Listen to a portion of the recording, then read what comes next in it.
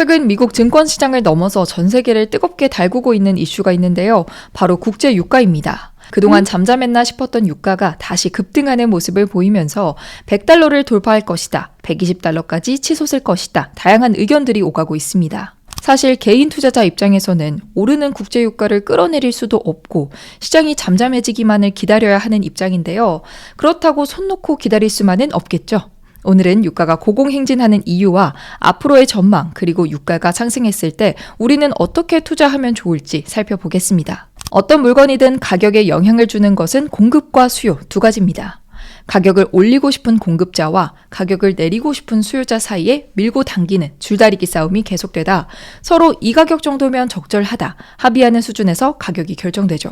통상적으로 공급이 줄어들면 사려는 사람의 수는 그대로인데 물건의 공급량이 적어지니 가격이 오르고요. 수요가 줄어들면 물건의 공급량은 그대로인데 사려는 사람이 줄어들어 가격이 내리는 상관관계를 가집니다. 유가를 움직이는 주요 변수도 공급과 수요인데요. 현재 유가 상승 국면을 이끌고 있는 건 공급 변수입니다.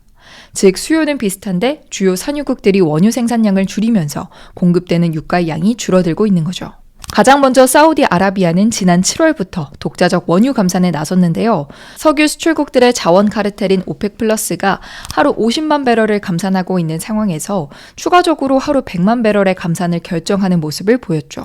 당시에는 사우디아라비아의 결정이 유가에 큰 영향을 미치지 못할 것이라는 분석이 나왔었는데 시간이 지나면서 조금씩 분위기가 달라졌습니다. 반발에도 불구하고 사우디아라비아는 감산 조치를 밀어붙였고 지난 9월 5일에는 감산 조치를 12월까지 유지한다고 밝혔습니다. 이렇게 공급망을 조이고 있는 건 사우디아라비아만이 아닌데요. 또 다른 산유국 러시아도 감산 조치를 취하고 있죠. 러시아는 지난 3월부터 자발적으로 50만 배럴의 생산량을 감축했고요. 8월에는 추가로 원유 수출을 50만 배럴 줄이기도 했습니다. 9월에 들어서는 하루 감산량을 30만 배럴 정도로 조정하기는 했지만 30만 배럴도 줄어들었다 뿐이지 무시할 수 있는 수준은 아닙니다. 조금만 생각해보면 수요가 견조한데 공급이 제한되니 가격이 오르는 것은 당연한 일입니다. 문제는 시간이 지날수록 유가 상승세가 더욱 가팔라질 수 있다는 건데요. 당장에는 공급을 웃도는 수요를 충당하기 위해 비축분을 풀 수 있겠지만 그러기 위한 재고도 무한하지는 않습니다. 이에 대한 경고 역시 이미 나오고 있는 상황이고요. 지난 9월 10일 미국 에너지정보청은 보고서를 통해 글로벌 원유 재고 감소량 전망치를 내놨는데요. 올해 3분기에는 하루 60만 배럴씩 줄어들고 4분기에는 하루 20만 배럴씩 감소할 것으로 내다봤습니다. 여기에 시장이 심각한 원유 공급 부족에 시달릴 수 있다며 향후 몇 달간 글로벌 원유 재고 하락이 유가를 지지할 것이라고 관측했고요.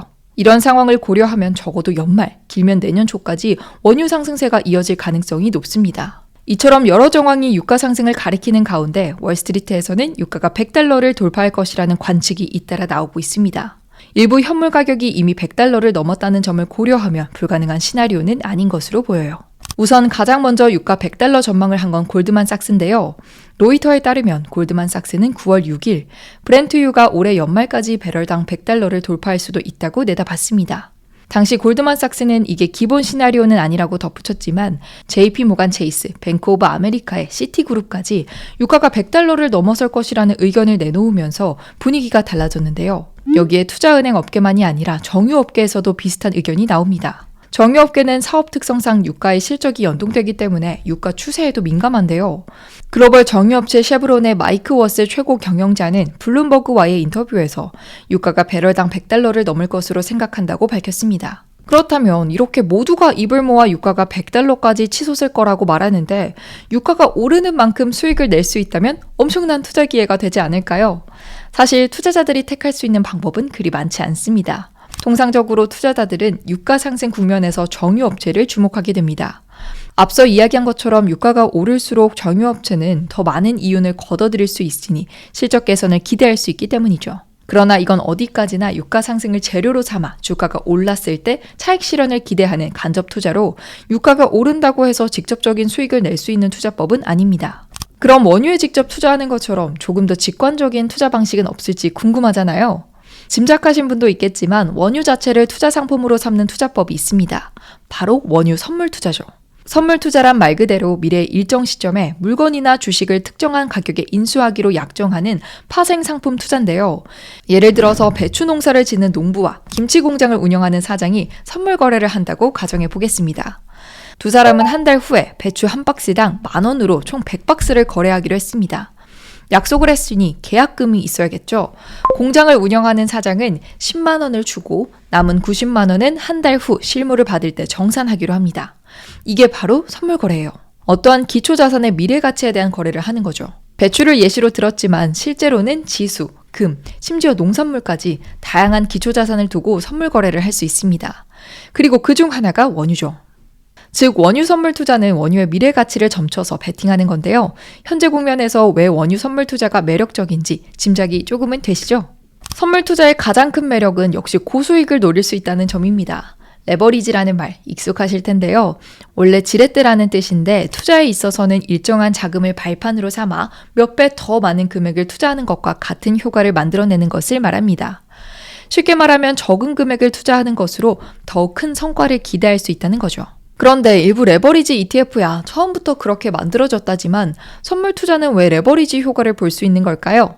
그건 바로 증거금만으로 투자를 할 수 있기 때문인데요. 잠시 배추 이야기로 돌아가 보면요. 선물 거래는 당장 실물 자산을 교환하는 게 아니기 때문에 보증금이 필요합니다. 그렇지 않으면 거래 당일이 됐을 때 나 몰라라 할 수도 있으니까요. 100만 원어치의 배추를 사기로 약속하면서 미리 지불한 10만 원이 바로 이 증거금인데요. 당장 100만 원이 없어도 10만 원만으로 배추를 살 수 있는 게 선물 투자의 매력이 되겠죠.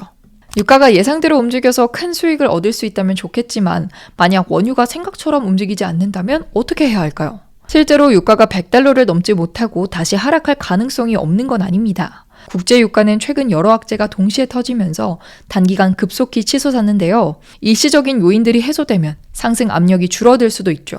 예를 들면 공급 측면에서는 이란이나 베네수엘라 등 다른 산유국들이 증산을 결정하면 추세가 바뀔 수 있습니다. 또한 경기 둔화를 겪고 있는 중국이 더욱 침체돼서 원유 수요가 줄어든다면 이 역시 유가 상승을 억제할 수 있고요. 여기서도 선물 투자의 또 다른 매력이 부각되는데요. 선물 투자는 양방향 투자가 가능하기 때문에 유가가 하락하는 데 베팅할 수도 있습니다. 매도로 진입하여 매수로 청산하면 되거든요.